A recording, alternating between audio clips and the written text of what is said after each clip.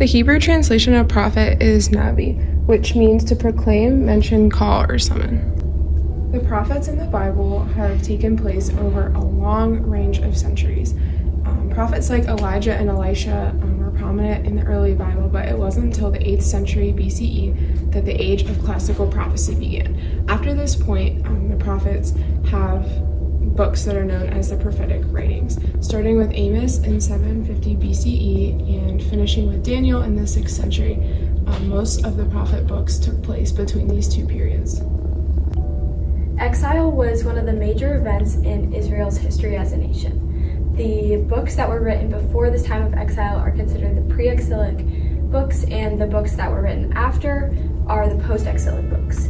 Ezekiel was a prophet that actually went into exile, and much of the book talks about themes focusing on God's faithfulness to his people even in this time of exile.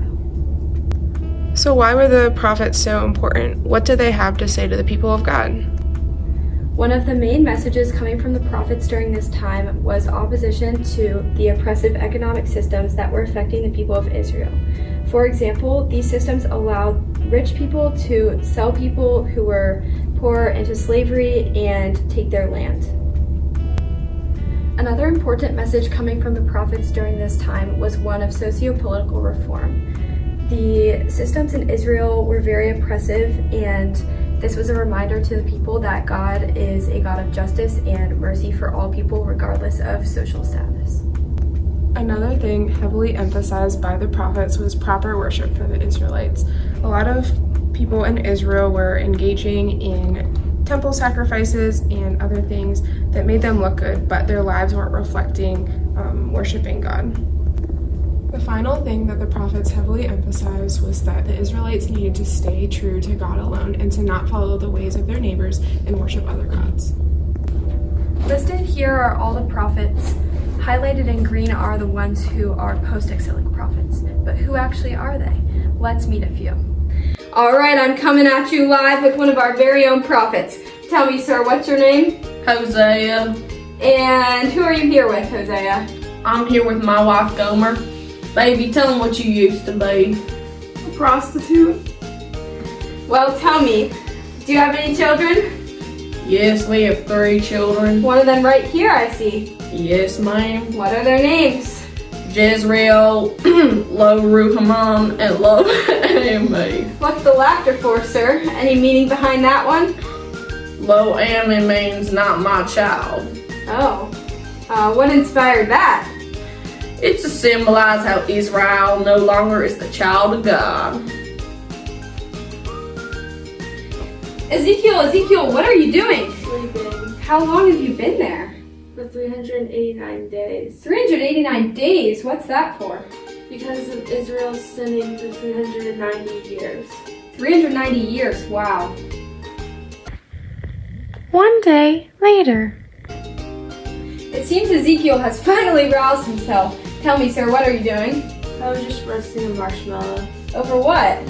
over my poo. God told me to do this because of Israel's defilement. I'm here today with our third and final prophet. Tell me, sir, what's your name? Daniel? And Daniel, where are you currently? I'm in the lion's den. And how'd you get here? Well, the king made laws saying that I could only pray at certain times a day, but I didn't like that because you should be able to pray to God at any time of the day. So anyway, I was praying at the wrong time and I got caught and thrown in here. Oh wow, that's horrible. Are you scared? Not really, to be honest. Just the other day I was in a fiery furnace situation and it was pretty scary too. But luckily the Lord was with me through everything and I made it out of there alive. And now I'm sure I'll make it out of here alive too. Oh wow, I'll be back tomorrow to see. One day later. Oh wow, you're still here. Didn't expect to find you still. Yep, last night the angel shut all the mouths of the lions and I made it out alive. Wow, what a story of God's faithfulness.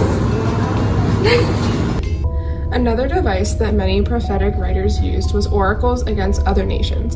These oracles were specifically to nations who helped the Babylonians put them into exile and had very violent methods.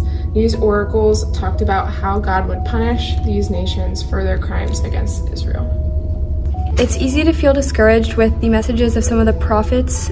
For example, Zephaniah talks about the day of the Lord as a day of judgment for the people of Israel. And many of the prophets also faced frustrations and discouragements with the continued disobedience of the people of Israel. But ultimately, the prophets had a message of hope. They talked about Israel's restoration as a nation, and they had faith and hope that their future would be bright.